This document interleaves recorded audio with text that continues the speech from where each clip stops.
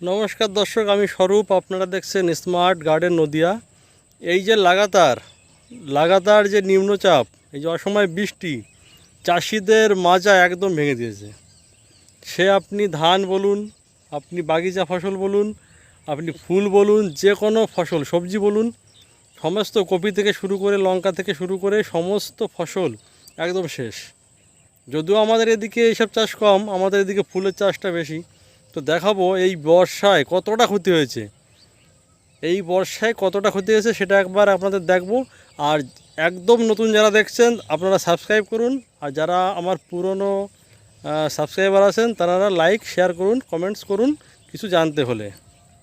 দর্শক, এত বড় একটা নিম্নচাপ গেল, সেই তুলনায় দেখুন আমার জমিটা এখনও ক্ষতিগ্রস্ত তেমন হয়নি। হ্যাঁ, এত বৃষ্টির মধ্যে ক্ষতি তো অবশ্যই হবে, তবে সেই তুলনায় ক্ষতিগ্রস্ত এখনও হয়নি।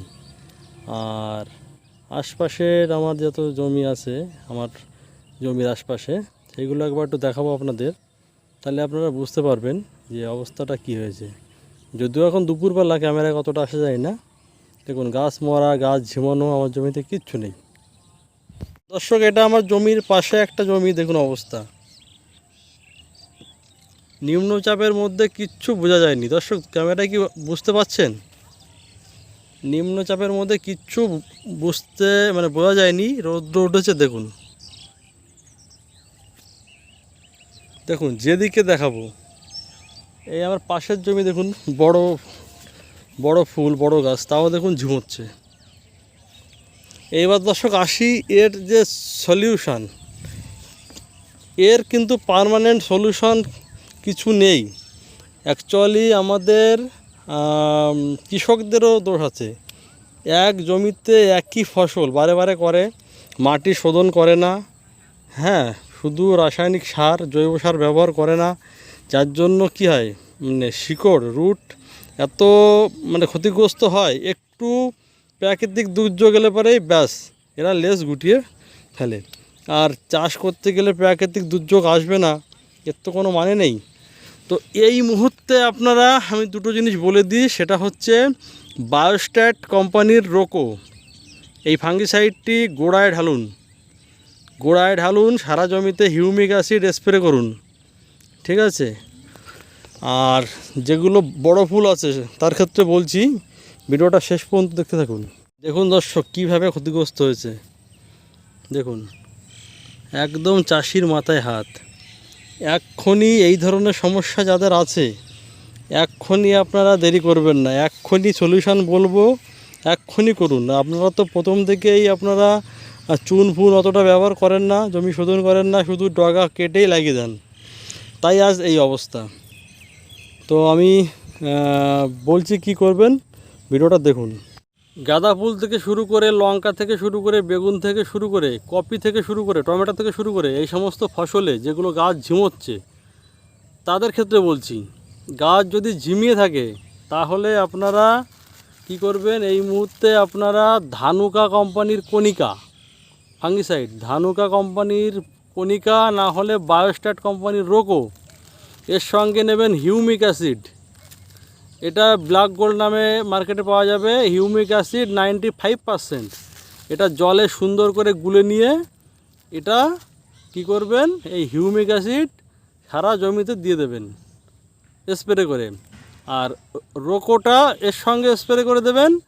যদি কিনা দেখেন যেগুলো ঝিমোচ্ছে তার গোড়াতে দেবেন, গোড়াতে। আর স্টেপটোসাইক্লিন বা প্যান্টামাইসিন যেটা মার্কেটে পাওয়া যায়, ওটাও দিতে পারেন এর সঙ্গে মিশিয়ে। আর যেগুলো ছোট গাছ একদম ধরেন ফুল আসেনি বা লঙ্কা আসেনি, সেই সমস্ত গাছের ক্ষেত্রে এই হিউমিক অ্যাসিড আর ইন্দোফিলের স্প্রিন্ট, এই দুটো মিশিয়ে স্প্রে করলে আপনারা অনেকটা রেজাল্ট পাবেন। আর আমার গাছের মতো যাদের গাছে এখনও কোনো সমস্যা দেখা যায়নি, গাছ সুস্থ আছে, সেই সমস্ত জমির ক্ষেত্রে বলবো আপনারা এই বিএসএফের ম্যারিভন, সে লঙ্কা হোক, বেগুন হোক বা গাঁদা ফুল হোক, এই ম্যারিভন আপনারা স্প্রে করতে পারেন। কিন্তু এটা কিন্তু ঝিমানো আটকাবে না। সুস্থ গাছের দিন গাছ আরও সুস্থ থাকবে, ফল পচবে না, ফুল ভালো হবে, রং ভালো হবে, কালার সাইজ ভালো হবে, এটা দিলে তাদের ক্ষেত্রে। আর ছোট যারা চারা লাগিয়েছেন তাদের ক্ষেত্রে বলবো স্পিন পাউডার আর এর সঙ্গে দেবেন হিউমিক অ্যাসিড। এটা আপনারা মার্কেটে অনেক নামে পেয়ে যাবেন, সব বলে শিকড়ের ওষুধ, অ্যাকচুয়ালি এটা হিউমিক অ্যাসিড। এটা এই যে আপনার যে শিকড় যে দুর্বল হয়েছে, এটা স্প্রে করলে শিকড়টা সতেজ হয়ে যাবে। আর যাদের গাছ খুবই গোড়া পচে যাচ্ছে, খুব গোড়া পচে যাচ্ছে একদম, আপনারা ইউপিএলের ব্যবহার করবেন, ভুলে যাচ্ছি কি বলে ইউপিএলের, ওটা হচ্ছে কুপ্রোফিক্স। কুপ্রোফিক্স ব্যবহার করবেন ইউপিএলের, না হলে আপনারা বিএএসএফের জ্যালোরা, না হলে বায়ারের ন্যাটিভো সারা বডিতে স্প্রে করুন, ঠিক আছে। আর ফুল যাদের কাছে ফুল আছে তারা উপরে স্প্রে করবেন না, শুধু নিচে, মানে নিচের কাণ্ড এবং মূল। তো ভিডিওটা কেমন লাগলো, ইনফরমেশনটা অবশ্যই লাইক করুন, শেয়ার করুন আর চ্যানেল সাবস্ক্রাইব করুন। নমস্কার।